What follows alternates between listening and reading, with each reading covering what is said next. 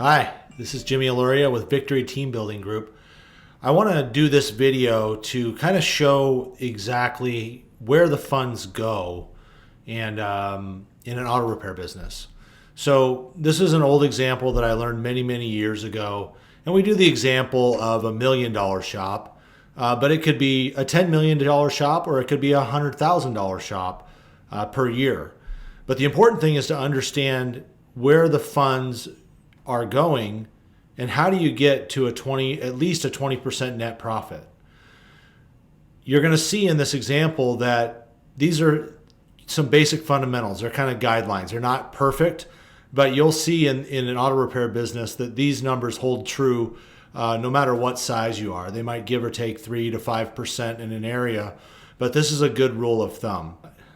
So I'm going to show you this particular chart so you can kind of see percentage-wise where you should be allocating your funds and why you need to have a certain percentage of profit margin, meaning the percentage of your revenue that is actually profit. So what we have here is a $1 million shop, okay? And if we take these 10 circles, each one of them is 10% of the $1 million. It's also referred to as the dime drill, meaning 10 cents, 10%. So if this is a $1 million shop, each of these circles is worth $100,000. 100,000 times 10 is $1 million. Now the basic breakdown of any shop is going to be like this. You have 20% is going to be allocated towards parts. Okay, so your cost of parts is going to be 20%. That doesn't mean that's going to be the cost of the revenue. It's 20% cost of parts. Okay, then you're going to have 20% allocated to labor, roughly. Okay. Now again, these percentages might fluctuate 3 to 5% in a repair shop. If you're in big truck, it might be a little bit different than it is general repair. But these are going to be pretty close. 10% is going to be for the front. That's going to be your customer service rep, if you have that, and your service advisors. Then you have 30%, 3 circles, is overhead. Now that would be any other administrative personnel that you have, your marketing expenses, your rent or mortgage. Any of that is going to be overhead. So you have 20% parts, 20% labor, 10% in the front, and 30% as overhead. Now we've got a $1 million shop here. That covers 8 circles or 80%. What are the other 2 circles for? That's your profit. That's your profit. So what ends up happening most times in an auto repair business is this. 20% for parts, 20% for labor, 10% for the front, 30% for the overhead. Now, if your labor and your parts are out of whack, you're not charging enough for your parts, it becomes too big of a percentage of your overall income. If you're not charging enough for your labor, it becomes too big of a percentage of your overall income. You don't have any circles left.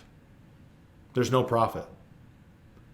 And so what we typically are working on with our clients is to make sure that they understand when you are trying to get your costs down to 40%, that is because we have 10% we need to cover the front and we have 30% that we need to cover the overhead. And that leaves us with 20% profit. It's the only place the money can be salvaged. You can't really get rid of much overhead.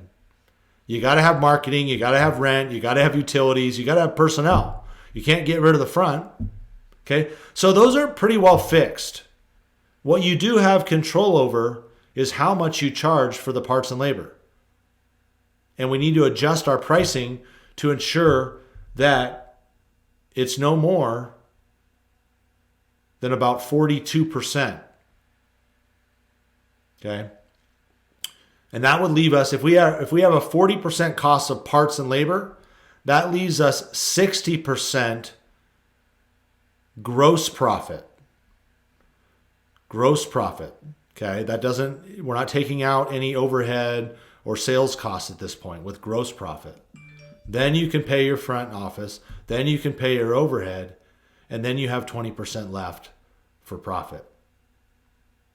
And I've seen people try to expense their way, meaning they try to cut overhead down to make a profit. And you can do that a little bit.